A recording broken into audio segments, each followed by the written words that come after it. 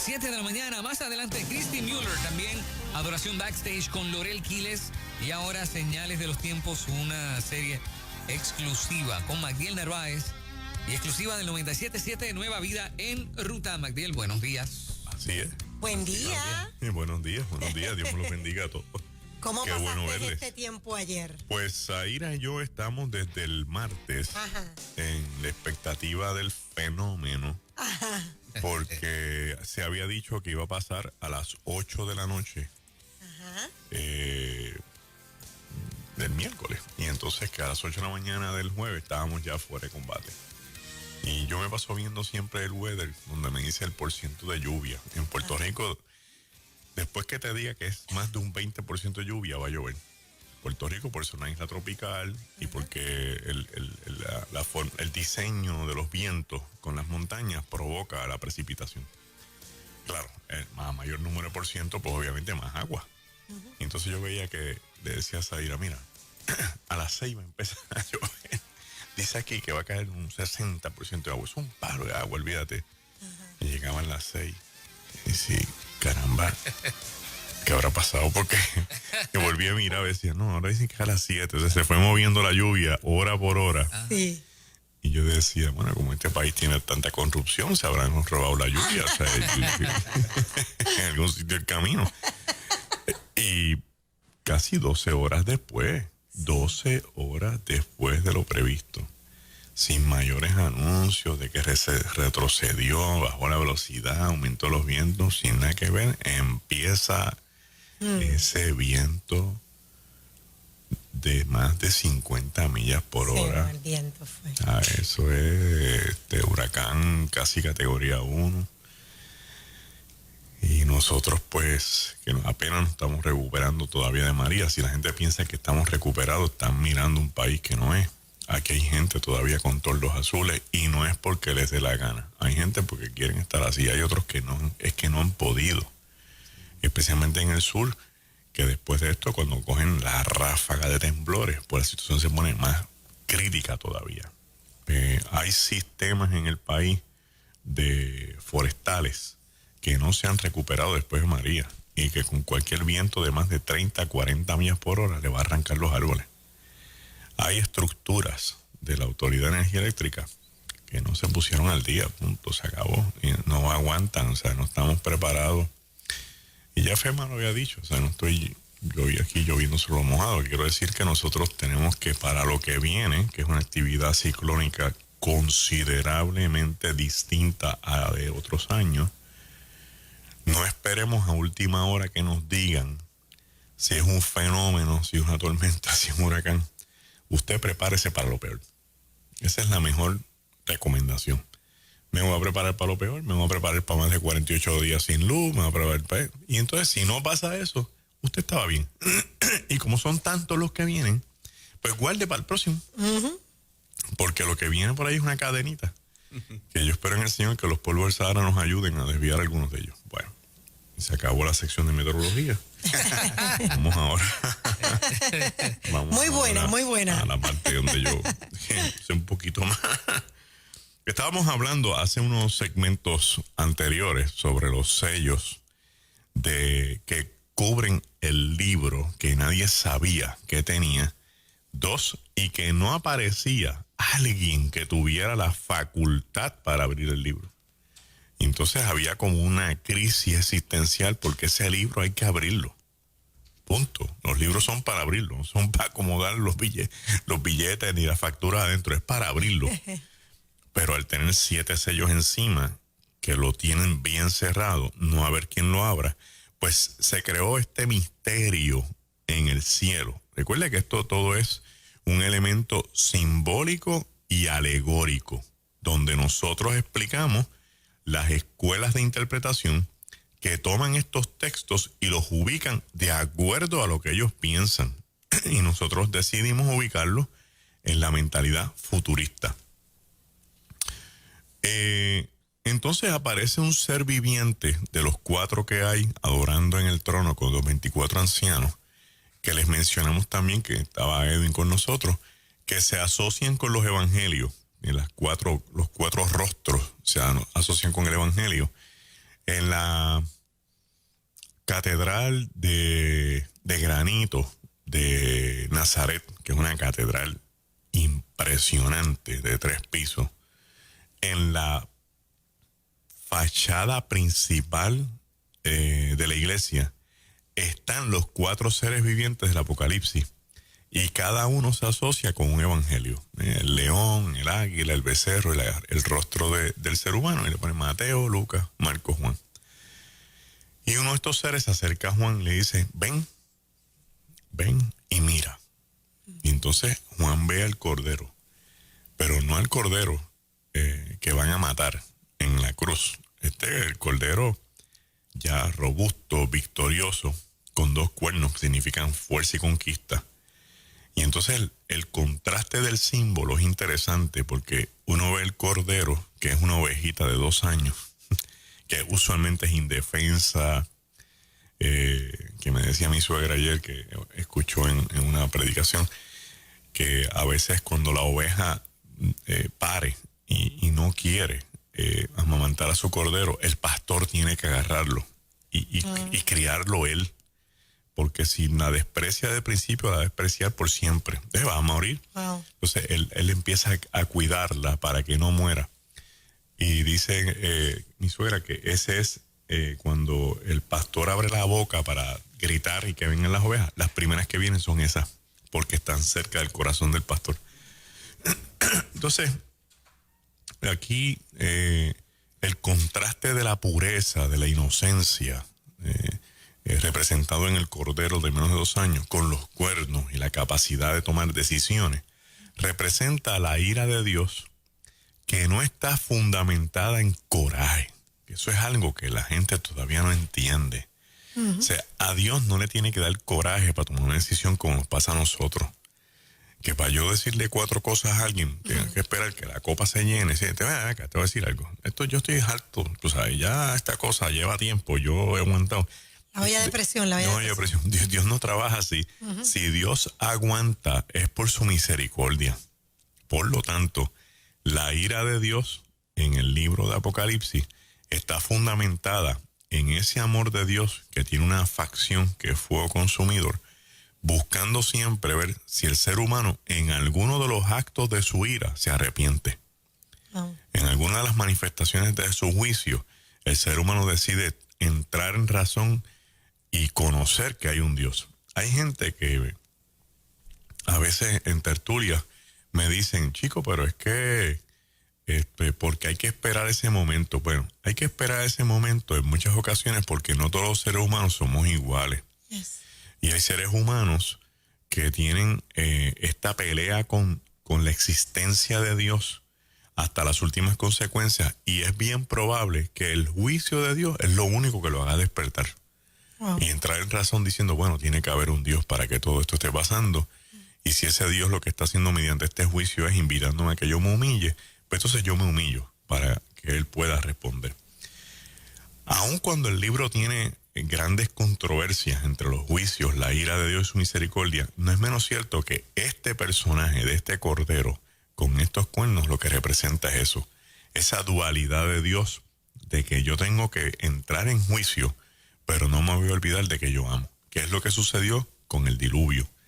Yo, ¿verdad? El diluvio, y a última instancia me voy a poner un arcoíris para decirle al mundo que yo no vuelvo a destruir el mundo con agua.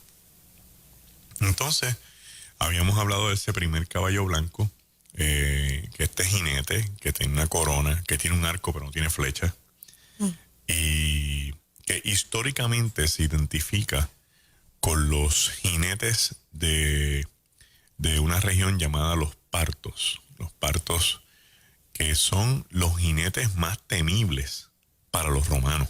O sea, cuando aparece este jinete cabalgando con este arco, un romano que lee esto está hablando de su peor enemigo. Por lo tanto, hay gente que dice que no, que este es Cristo conquistando el mundo. Hay gente que dice no, que esta es la iglesia en un avivamiento. Pero autores como William Hendrickson, como Charles Talbert, entre otros, porque han hablado de que no hay referencias a esto, y sí las hay. Hay tercer panorama, y el panorama es el jinete del engaño. ¿Por qué? Porque tiene un arco que no tiene flecha. Entonces, ¿qué está haciendo? Engañando. Y quien es el padre de la mentira y del engaño es Satanás. Se ubica aquí porque estos sellos son sellos de juicio, no son sellos de victoria de la iglesia. La iglesia está conquistando en el mundo a través del reino de los cielos, pero no necesita un jinete para conquistar, porque la iglesia ya Cristo le dio la victoria cuando resucitó de los muertos. Así que pasamos al segundo jinete, que es el jinete del caballo bermejo. Para los hermanos que se preguntan qué es bermejo, bermejo es rojo intenso. Y dice el verso 3 del capítulo 6, cuando abrió el segundo sello, oí la voz del segundo ser viviente, o sea, de los 4 seres vivientes que se representan ya en el capítulo 4, un segundo, pero no dice cuál es. Dice, ven y mira. Y salió otro caballo, bermejo, rojo intenso, y aquel que lo montaba le fue dado poder de quitar de la tierra la paz, y que se matasen unos a otros, y se le dio una gran espada. ¿Tiene algo que ver el color rojo intenso? Sí. Ajá. Sí. Los colores en el Apocalipsis, muy buena pregunta, todos tienen sus símbolos, igual que en la Biblia. Colores, números, regiones, entre otros datos. Aquí el rojo intenso implica el elemento 1 del derramamiento de sangre. 2, violencia. 3, el elemento de guerra, de lucha.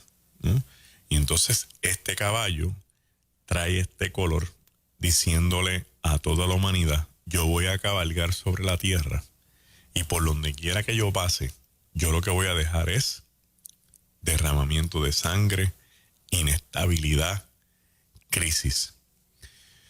En los principios de los años 70, este caballo era conocido como el caballo de la guerra.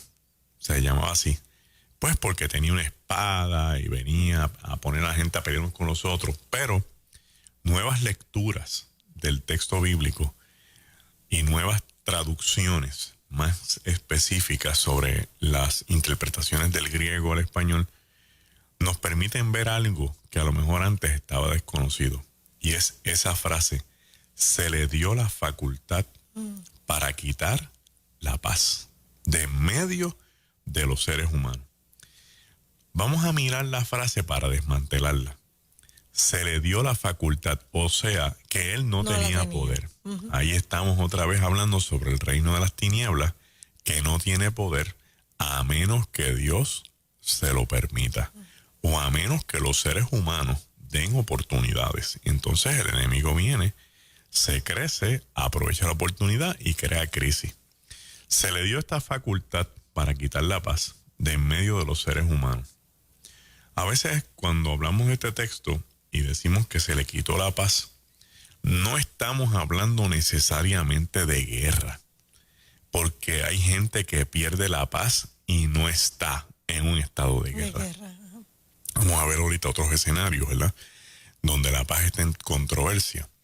Lo segundo, que si el Señor le dio la facultad a este jinete, a este espíritu que va cabalgando, para quitar la paz, no es en contra de la iglesia, porque choca con Juan, donde en el Evangelio de Juan, Jesús viene y le dice a sus discípulos que el mundo da una paz, pero la que él regala supera esa. Dice que les voy a dejar mi paz que es superior, no es igual a la que el mundo da. En otras palabras, que este jinete está cabalgando y quitándole la paz a la gente que no es cristiana. Y como hemos hablado, ¿verdad?, que esto se puede montar en diferentes épocas de la historia de la iglesia y en la actualidad también, que lo vamos a ver ya mismo. Y aquí es donde nosotros decimos en qué estamos creyendo nosotros, que a veces se nos permite o nos damos el permiso de que cualquier cosa nos quite una paz tan grande que el Señor nos ha dado. El apóstol Pablo, en la epístola a los Filipenses, en ese capítulo 4, que es una joya, le dice a todos ellos, y la paz de Dios, que sobrepasa todo entendimiento, guardará vuestros corazones y vuestras mentes en Cristo Jesús, Señor nuestro. Esta paz que sobrepasa todo entendimiento, lo que se entiende es que la paz que Dios le da a los hijos de Él, que somos nosotros, a las hijas de Él, que somos nosotros, es una paz que no necesita razones, por eso es que sobrepasa todo entendimiento. Porque usualmente yo tengo paz si tú me explicas las cosas. Yo tengo paz si tú me dices para dónde es que vamos. Yo tengo paz si tú me dices cómo es el norte, cómo es el mapa. Pero aquí me dice que aunque yo no tenga el mapa, que aunque yo no tenga explicaciones, Dios me da una paz que supera eso, en la cual yo puedo confiar y descansar. Entonces, este jinete va cabalgando y empieza a quitar la paz y dice que la crisis es tan grande, ¿verdad? En este capítulo 4, el verso 4, perdón, dice, y que se matasen unos a otros. Cuando hablamos de que se matasen unos a otros, lo primero que tenemos que tener en mente es que se perdió el respeto por la vida personal y por la vida ajena. Si la gente siente que tiene la facultad para matar a otro ser humano, es porque tiene lo que se llama en derecho un grave menosprecio por la vida. O sea, a mí no me importan las conductas, y si estas terminan con la vida de alguien, so what? Ese no es mi problema. Donde la sociedad llega a un nivel de despiste, de desapego, de desinterés por el valor de la vida. Esto tiene un elemento interesante que nace desde el Génesis, porque el dador de la vida es el creador, y Dios da la vida con un propósito. No la da para que usted meramente viva, porque si usted meramente vive, usted está viviendo como una flor, como un animalito, que lo que hacen es llenar la tierra y cumplir un propósito que se llama el ciclo de vida. Pero los seres humanos no estamos dentro del ciclo de vida. Los seres humanos estamos dentro del propósito de Dios. Y los propósitos de Dios dependen de esta vida. Y una vez usted cumpla su propósito, usted está listo para irse de esta vida a otra. Ese es el trámite, no hay más nada que buscar. Y entonces, aquí está diciendo que eso no existe ya. Y eso nos lleva a pensar en textos como cuando Cristo dice, cuando el Hijo del Hombre venga, será como en los días de Lot, será como en los días de Noé, donde en las características no existe el aprecio por la vida, sino que la gente siembran, compran, edifican, venden, hacen aquello, lo otro, que es un estilo de sobrevivencia y no un estilo de vivencia. La sobrevivencia es cuando usted vive día a día lo que aparezca y lo que venga por ahí, llevándose todo por el medio. La vivencia es cuando usted aprecia lo que vive y lo internaliza y lo convierte en un proceso de experiencia de vida para crecer, porque más adelante usted esa experiencia la va a utilizar para defenderse, para protegerse, para orientar, para capacitar, para lo que sea. Ahora bien, vamos a mirar este texto dentro del contexto del siglo I y del siglo II. Lo primero, la paz requiere un elemento de seguridad. Es la parte humana. O sea, yo estoy en paz si me dicen cuándo se va a acabar el COVID. Yo estoy en paz si me dicen cómo vamos a bregar con la cuestión de la economía. Yo estoy en paz, y así por el estilo. Pero cuando todo eso se mantiene en una estructura de incertidumbre, mucha gente pierde la paz. Y al perder la paz, abren la puerta a una amiga que se llama ansiedad. Y la ansiedad es cuando usted está en este estado mental y emocional de perder la estabilidad de hoy por asuntos inciertos de mañana. Porque las noticias dicen, leí un Twitter, es que posiblemente para agosto, es que parece que en octubre, usted está en el 31 de julio, que se acaba hoy a las 12 de la noche. Yes. Si usted se levanta mañana, un milagro, porque eso usted ni lo puede decidir. Yo no puedo acostarme y decir, te veo mañana, eso si Dios quiere. Por eso decimos, Dios quiera, eso dicen los musulmanes, inshallah, si Dios quiere. Y entonces, si mañana yo me levanto, tengo un día más, con un bagaje de experiencia sólida de años que están respaldando ese día. Por lo tanto, estar en estos estados de ansiedad anticipatoria generalizada, que es como se llama en psicología, son estados innecesarios que usted no tiene por qué echárselos encima. Alguna vez escuché a un pastor decir que la ansiedad era pecado. Sí, es cuando en muchos ámbitos religiosos todos los elementos del mundo emocional se espiritualizan. Entonces, al espiritualizarse, o es pecado o es demonio. ¿Bien? Entonces la gente tiene depresión, vamos a echar ese demonio de depresión afuera. Bien, a lo mejor tiene la serotonina en el piso, que es un elemento de impulsos químicos en el cerebro. Elizabeth Guedini tiene una frase espectacular. Ella dice que no se le puede dar terapia a los demonios y no se pueden exorcizar los traumas. Así mismo. Cada cosa tiene su lugar. Así mismo. Pero que muchos han caído en ese error. No, hay gente sufriendo. Sí, Ay, sufriendo. pagando un precio bien alto. Yes. Porque entonces, a consecuencia del enjuiciamiento que le hicieron en la iglesia, o el juicio, ¿verdad?, que le hicieron en la iglesia, de algo que desconocían, la persona tomó unas decisiones y llevó a cabo unas conductas que lamentablemente afectó a unos terceros. Claro. Afectó al esposo, afectó a la esposa, afectó a los hijos. O sea, porque piensa que un esposo tiene un poquito más de lectura. Le dice, chica, pero vamos a dar una oportunidad y vamos a ir a evaluar. No voy a hablar, pues eso es del diablo. Entonces ahí viene la ruptura entonces matrimonial, en una lucha campal entre lo que me espiritualizaron versus una opción de realidad de un diagnóstico más certero. Cierto. Ahora bien, Juan escribe el libro cerca del año 80, el año 90, durante el periodo de un emperador llamado Domiciano, que es el segundo hijo de un emperador llamado Vespasiano y es el hermano menor de Tito, que es el que invade a la Palestina, a Israel en el año 70, destruyendo el templo, destruyendo la ciudad, llevándose el candelabro de oro, que ahora está en el Vaticano, entre otras cosas. Y que lo sabemos porque cuando los judíos construyeron el Coliseo Romano, se encargaron de dibujar la diáspora caminando en una carreta, tienen el candelabro que va camino a Roma. Y este periodo es un periodo bien convulso para la historia. Entonces Juan está viendo este jinete en esta visión y no pocos años después de haber escrito el libro, empiezan las grandes persecuciones contra el cristianismo. De hecho, la primera persecución oficial imperial, quien la firma es Domiciano, el mismo que mete a Juan en la cárcel de Patmos. Pero no es el único.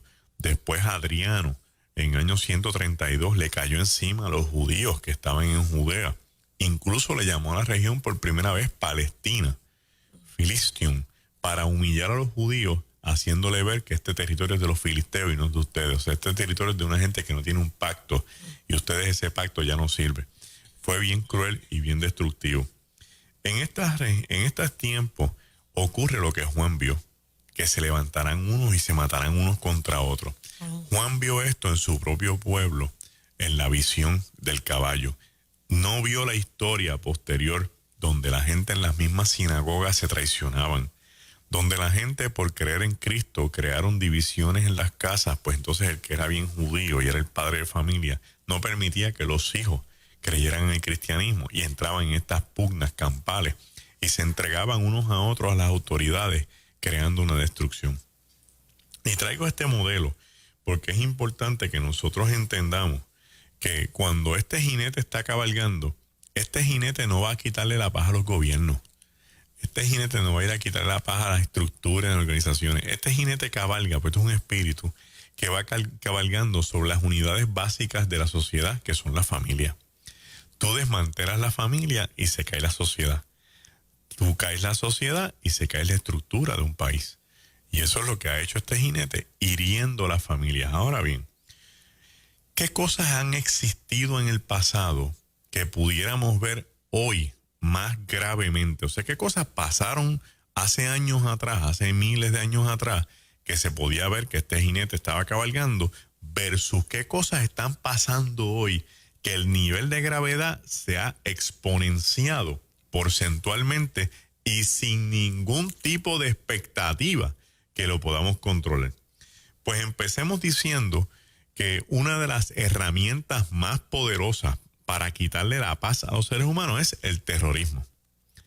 El terrorismo. Y el terrorismo existe en todos los ámbitos. Hace unos años atrás, quizás cuando el 9/11, de aquel fatídico septiembre 11, donde las Torres Gemelas colapsan por el accidente intencionado, ¿verdad?, de estos dos ataques terroristas, entre otros, que hubo a la misma vez, que algunos fueron hasta fallidos. Entonces la gente compró la idea de que esto es un movimiento musulmán de extrema izquierda. Y cuando la gente empezaba a ver personas vistiendo batones, turbantes, personas que hablaban árabe, personas que practicaban el Islam, asociaban el acto terrorista con ese tipo de personas y creaba entonces lo que se llama una estigmación, donde dice, este es un prototipo de un terrorista. De hecho, si usted hubiera estado en el aeropuerto después del 9/11 y detrás de usted se para alguien que esté hablando árabe en un teléfono y usted lo ve vestido con las indumentarias típicas de esta región, usted dice, yo espero que este individuo no se monte en mi avión porque yo creo que es un terrorista. Y sin embargo, a lo mejor el terrorista es el que está frente a usted. Frente a usted que está vestido así. Pantalones cortos y chancletas, que daba la impresión que iba para un destino playero en algún sitio. Con este ejemplo, lo que quiero decir es, y de hecho, desmitificar las mentiras sociales de que todos los musulmanes son terroristas, de que todos los terroristas son árabes, para hacerle ver que el terrorismo no conoce nacionalidad ni religión. Hay terrorismo de derecha y bien fuerte, igual de fuerte que el terrorismo de izquierda. Hay terrorismo político, pero hay terrorismo religioso. Cuando desde los púlpitos empieza a metérsele miedo a la gente, con estas profecías de destrucción sin alternativas de humillación, ni de salidas, ni de salvación, la gente sale corriendo y aterrada. Y hay personas que me dicen, pero es que hay profecías de juicio. Yo no estoy diciendo que no las hay. Claro. Yo no estoy diciendo que no hay profecías de destrucción. Lo que estoy diciendo es que adolecen, que faltan de una cláusula que exprese el amor de Dios dentro de su ira, diciéndole, pero si tú te humillas, si tú te conviertes, si tú te arrepientes, entonces yo busco la forma. Porque la forma en que se deja establece como que Dios ya no tiene más misericordia y se le acabó la paciencia con los seres humanos. Eso es un Dios peligroso, es un Dios cascarrabia, que entonces no tiene reversa. Y usarme textos como Sodoma y Gomorra, o como usarme textos como el diluvio, son textos que están dentro de unos contextos específicos que no necesariamente son los actuales. Para descartar, por ejemplo, usted no me puede decir a mí que Dios no tiene paciencia ni misericordia con Puerto Rico por el pecado que hay aquí, y que va a usar el modelo de Sodoma y Gomorra para destruir a Puerto Rico, porque entonces yo tengo que decirle, no hay 5 justos en Puerto Rico. Porque con 5 justos Dios no destruía Sodoma. Bien.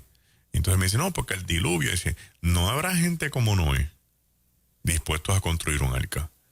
Entonces tenemos que estar mirando los textos de la forma en que, ¿verdad?, dé el espacio para que la persona de Dios quede de acuerdo a cómo es su naturaleza y no como yo lo interpreto desde mis corajes, mis prejuicios, mis iras y mis asuntos no resueltos y no sanos, que ese es el problema en muchas ocasiones. Ahora bien, el terrorismo lo que busca es infundir el terror en la mente de la gente, el terror que no existe, no está pasando nada, pero yo me lo creo. Y entonces el terror que busca es cambios de conducta en la sociedad.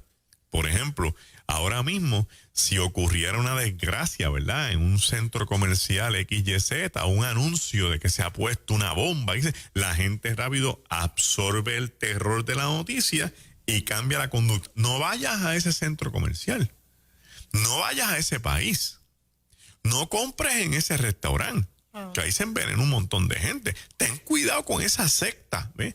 Entonces el terrorismo se infunde para cambiar la mentalidad y desmantelar la posible paz que pueda tener una sociedad ante los cambios que experimenta. También tenemos el elemento de la desinformación. Es el peor brazo hoy día para quitar la paz. Usted enciende su televisor, pone las noticias, pone todos los medios de redes sociales, y si usted no está bien firme en su silla, usted va a quedar en crisis existencial. Entonces no se pueden escuchar las noticias. No, yo no estoy diciendo eso. Estoy sacando de carrera lo que la gente siempre va a tirarle a uno. No estoy diciendo eso. Lo que estoy diciendo es que hay una estructura informativa que se dedica a desinformar a la gente para atraer elementos de disensión, de controversia y de división. Y es una estrategia bien desmedida y hasta desleal. Por ejemplo, digamos que yo haga mención a que yo no creo que Bill Gates deba estar trabajando con una vacuna porque él no es ni científico ni médico. Él es un tipo de computadora. Si el día que me quiera probar todos sus proyectos científicos de investigación sobre la salud, sobre los virus, yo puedo darle un crédito, pero mientras tanto no tengo nada que buscar con él. Y me crea un signo de interrogación lo que está haciendo. Bien, mi opinión, Magdiel Narváez. De momento alguien escucha eso y me va y coge el programa de hoy y en uno de los comments me tira un anuncio de Bill Gates anuncia que él está renunciando a qué sé yo qué cosa de donde sea. El comment que me ponen no tiene nada que ver con el comentario que yo hice. Y esa es la estrategia. Claro. Entonces la gente persigue el comentario de la noticia dejando a un lado la verdadera controversia que se dijo. Eso está pasando todos los santos días y la gente cae no con anzuelos, caen en redes. Sí. Todos en redes. Fíjate, Magdiel está totalmente desacertado porque mira este otro artículo. Es que yo no hablé de eso. Exacto. Es que yo no dije eso, yo dije esto otro. Entonces, eso invita a la controversia. ¿Y quiénes terminamos peleando? La sociedad, porque los que lanzaron los artículos no están en la controversia. Ellos lo que hicieron fue lanzar el artículo y dejarlo caer. Tenemos lo que se llaman los fake news, que son noticias que no son ciertas y que se lanzan con una cintila de una información verdadera, creando toda una estructura de especulación y de crisis para que cuando la gente lo lea se sientan amenazados por la noticia. Yo recuerdo que una noticia decía, Donald Trump le quitará la ciudadanía a los puertorriqueños. Y yo me dije, wow, ¿qué es esto? Entonces era un meme, entonces se lo envié a Juan Carlos y Juan Carlos me dice, mira, lo busqué por todos lados, en ABC, en Fox, en esto, busqué aquí, lo googleé por allá y no hay ningún sitio de donde sale. Y dije, pues esto es fake news. Es que él quiera hacerlo o no, esos son otros 20 pesos, pero lo que quiero decir aquí es que nosotros estamos siendo bombardeados por un sistema de información que nos quiere quitar la paz. Punto. Y usted tiene que tener en cuenta. Otro escenario en la salud.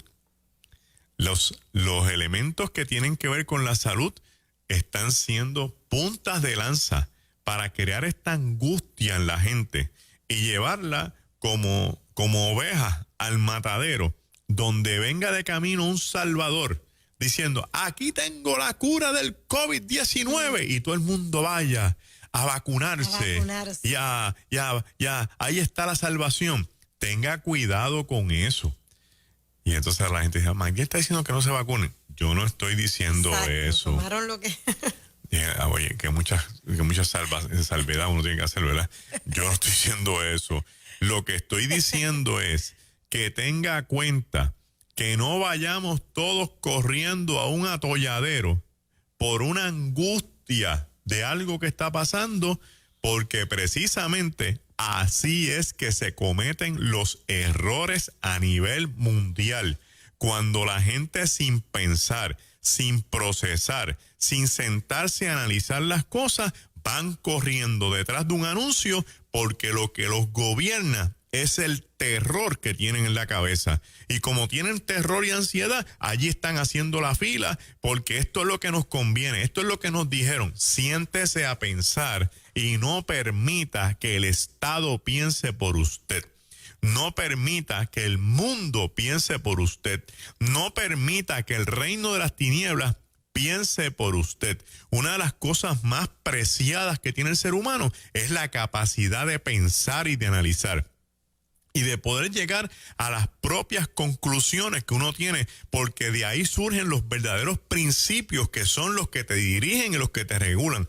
Yo no voy a hacer esto porque yo creo que atenta contra lo que es mi base personal y mis principios. La iglesia tiene unos principios y la iglesia se ha ido aguando con los elementos del mundo y hay que recoger velas porque los principios del reino de los cielos chocan con los principios del mundo en muchos sitios. O sea, la justicia social del mundo no es la misma justicia social del reino.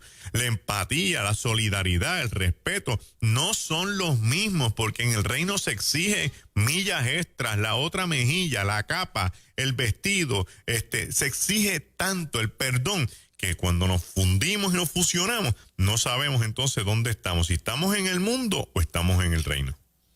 Y es un peligro existencial. También nosotros tenemos que cuidarnos grandemente de los desequilibrios sociales que están ocurriendo.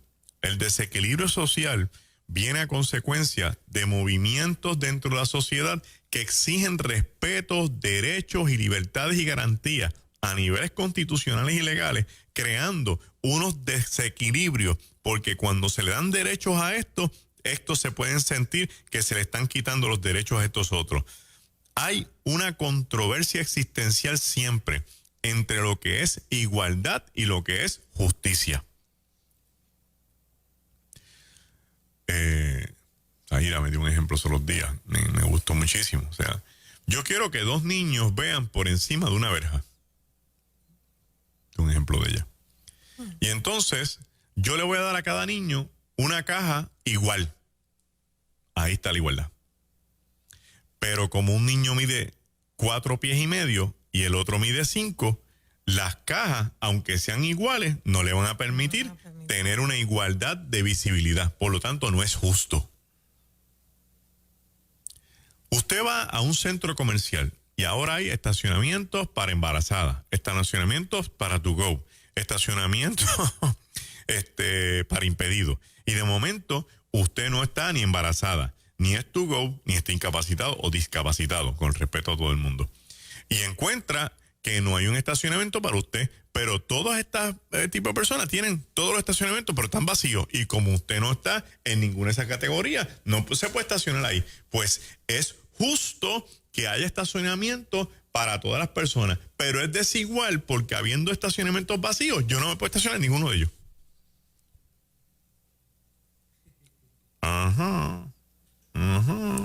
Esa misma norma está imperando en nuestro tiempo, donde todo el mundo se siente con exigir derechos por lo que yo pienso, por lo que yo creo, por lo que yo siento, por lo que yo prefiero.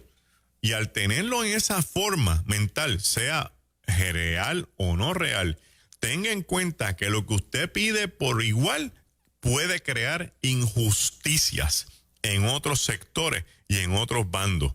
Lo que estamos diciendo que eso entonces tiene un impacto de desequilibrio social donde los grupos marginados o atropellados se van a sentir con el derecho de protestar. Y la protesta va a venir cargada con el nivel de violencia necesario para hacerle ver al otro que yo tengo la fuerza suficiente para exigir el derecho que me respeten si no destruyo lo que haya en el medio. Dígame usted si eso no es quitar la paz. Para que tenga todo el mundo una idea. Yo no sé si han leído, ¿verdad?, las noticias, si han hecho las investigaciones, la gente que nos está escuchando. En este tiempo, en lo que va del año 2020, se van rompiendo las marcas de las ventas de armas y de las solicitudes de las licencias de exportaciones. Sí. Aquí. Aquí y en Estados Unidos. En Estados Unidos, sí. En los dos. trayendo como consecuencia que la gente está diciendo, tienes que armarte. ¿Y por qué? Porque viene un desequilibrio, viene otro lockdown, la gente va a estar como loca, va a querer robar al que tiene, es mejor. Y aun cuando eso sea información posiblemente cierta, lo que estoy diciendo es qué está gobernando nuestras conductas. Bien, y a eso es lo que voy con este jinete. Este jinete no tiene ningún interés en con su espada matar a la gente. Esto no es un espíritu que anda por ahí matando gente. Esto es un espíritu, una mentalidad que anda por ahí en estos últimos 50 años de la humanidad, sembrando el terror, sembrando la incertidumbre, sembrando la controversia y la crisis, sembrando las decisiones de divisiones entre los gremios, las sociedades, los gobiernos, buscando la manera de ver qué puede hacer que yo detone el que los chinos quieran estar en contra de los americanos, en que entre los americanos y los rusos haya una controversia, en que haya una controversia más arriba entre los eslavos y los otros, que en los bálticos, y que en los nuevos estados africanos hayan guerras civiles. El mundo está en guerra. El mundo está en guerra. ¿Usted quiere saber cuándo un país está en guerra? Cuando usted sume el resultado de las muertes por violencia y eso esté por encima de lo aceptable, ese país está en una guerra civil. Usted ve, en un año, son muchos los viajes a Israel, y yo llegué a Israel y estaba haciendo un estudio social sobre la violencia doméstica en Israel y todo lo demás, y en Israel, en un año habían muerto 115 personas por delitos graves, asesinatos, violencia doméstica. Ese año en Puerto Rico había muerto ese mismo número de gente en un mes. En un mes. En un mes. En enero de ese mes. Oh my God. Entonces no me digas a mí que si yo sigo esa trayectoria y llego que al final del año han muerto 1,500 personas por asesinatos, delitos graves, robos y otras cosas, yo no vivo en un país que esté en una guerra civil. Es una guerra civil. Lo es. Porque tú no te sientes seguro cuando vas a montarte en tu vehículo. Porque porque te da terror que se te zafe y toques la bocina en medio de un semáforo y que se bajes del frente con un revólver.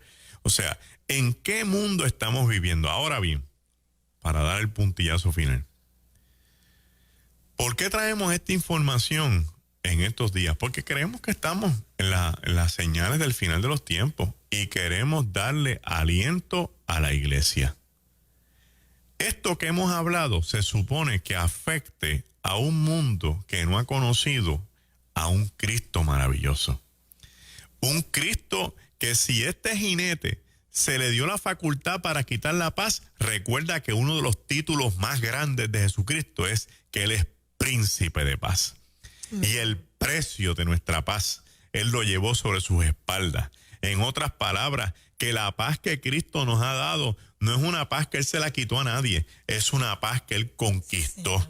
Es una paz que Él decidió recapturar en la cruz del Calvario cuando decidió gritar en aquel grito en Lucas 23 que dice, y exclamando a gran voz, entregó su espíritu. Ese grito de exclamar a gran voz, que cayó el grito de Adán cuando se dio cuenta que había pecado en el paraíso, que cayó los gritos de los seres humanos a través de toda la historia, de las desgracias y de las miserias, que silenció los gritos de la ansiedad, los gritos de la depresión, los gritos de la angustia y la incertidumbre, para que aquel que crea en Él no tenga que gritar más, no tenga que desesperarse más, ni vivir en angustia ni en depresión, porque si tú crees en ese príncipe de paz, tu vida está segura en las manos de aquel que tiene el poder, la gloria y la honra por todos los siglos. El único que viene en el Apocalipsis montado en un caballo blanco, que dice que tiene una espada aguda que sale de su boca, que es la espada de los juicios, tiene 2 filos,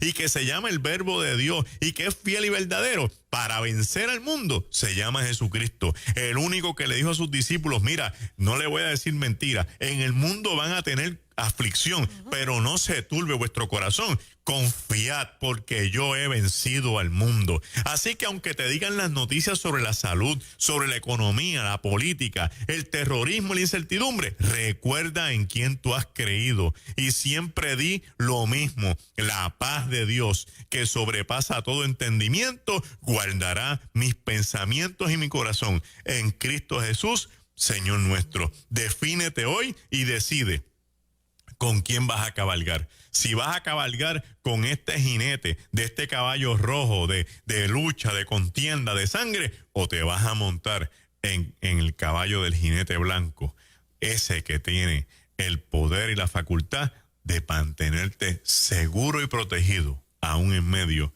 de las crisis y de las calamidades. Que el Señor te bendiga grandemente. Poderoso, wow. Señales de los tiempos. Sí, definitivamente cada vez se pone mejor. Por ahí vamos, para la gloria del Señor. Aquellos que están conectados, que, ¿verdad?, reciben esta palabra, compártala con alguien, porque de seguro todavía hay gente que no tiene luz y eventualmente lo pueden ver, queda grabadito aquí en Nueva Vida y encontramos más explicación. Yo no sé si usted se siente igual, pero uno dice, espérate, a esto se refería a este texto, a esto se refería a esta lectura. Así que de alguna manera usted va a tener aprendizaje. Gracias, Magdiel. ¿Cómo la gente se comunica contigo? Se puede comunicar con nosotros a través de ministerioelgalileo@gmail.com. Ahí nos envía, ¿verdad?, un mensaje de correo electrónico. Puede entrar a nuestra página, elgalileo.org. Ahí tenemos cursos, los libros y otro material. También nos puede conseguir en www.magdielnarvaez.com, y esa es nuestra línea para los cursos con la Universidad Teológica de Vida Abundante, cursos de escatología y cursos de capellanía comunitaria. magdielnarvaez.com. Gracias, Magdiel. Buen día. Buen día. Bendiciones. Las 7:47 en la mañana en Ruta Nueva Vida 97.7.